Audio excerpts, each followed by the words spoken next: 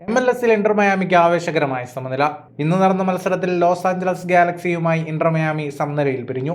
മത്സരത്തിൽ ഇരു ടീമുകളും ഓരോ ഗോൾ വീതം നേടി. ഇഞ്ചുറി ടൈമിൽ നായകൻ ലയണൽ മെസ്സിയുടെ ഗോളിലാണ് ഇന്റർ മയാമി സമനില നേടിയത്. മെസ്സി, സുവാരസ്, ബുസ്കറ്റ്സ്, ആൽബ എന്നിവർ ഇന്ന് മയാമിക്കായി ആദ്യ ലെവലിലെത്തിയിരുന്നു. ബാഴ്സയിൽ ഇവരുടെ സഹതാരമായിരുന്ന റിക്കി പുയ്ജ് ഗാലക്സി നിരയിലുമുണ്ടായിരുന്നു.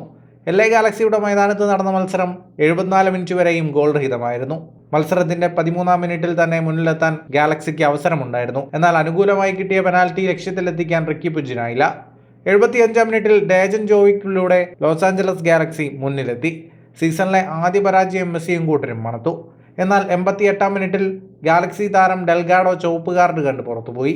10 പേരായി ചുരുങ്ങിയ ഗാലക്സിക്കെതിരെ സമനില ഗോളിനായി ഇന്റർ മയാമി ശ്രമിച്ചു. ഒടുവിൽ ഇഞ്ചുറി ടൈമിൽ ഗാലക്സി താരത്തിൽ നിന്ന് ലഭിച്ച പന്തുമായി കുതിച്ച മെസ്സി ജോർഡി ആൽബയുമായി കൊടുത്തും വാങ്ങിയും നടത്തിയ മുന്നേറ്റത്തിനൊടുവിൽ മികച്ചൊരു ഫിനിഷിലൂടെ ഇന്റർ മയാമിക്ക് സമനില സമ്മാനിച്ചു. മെസ്സിയുടെ സീസണിലെ ആദ്യ ഗോൾ. ബാഴ്സയിൽ ഇരു താരങ്ങളും മുൻപ് നടത്തിയ മുന്നേറ്റങ്ങൾ അനുസ്മരിപ്പിക്കുന്നതായിരുന്നു ഈ ഗോൾ. തുടർന്ന് മത്സരം സമനിലയിൽ അവസാനിച്ചു. മത്സരത്തിന്റെ 64% സമയവും പന്ത് കൈവശം വെച്ച് കളിച്ചത് ഇന്റർ മയാമിയായിരുന്നു. 11ഓളം ഷോട്ടുകളാണ് ഇന്റർ മയാമി തൊടുത്തത്. 5 ഷോട്ട് ഓൺ ടാർഗറ്റ്.